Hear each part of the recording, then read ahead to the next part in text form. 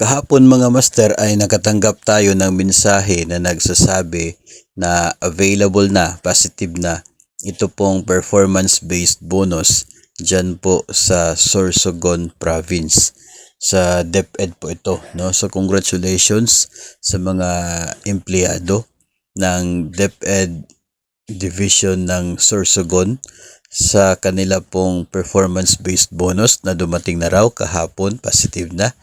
So, kung matatandaan po natin, nauna po itong Region 5 sa nabigyan ng allocation galing po sa DBM. So, normal po talaga na mauuna yung PBB po nila. Tapos, sumunod po, no, noong 14, ang SARO na rin para po sa NCR at maging sa Region 8.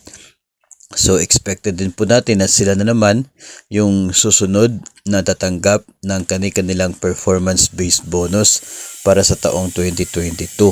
So yung mga nasa ibang division, ibang rehiyon ay abang-abang lang po muna tayo kasi wala pong bagong DepEd na SARO kahapon, araw ng Biyernes.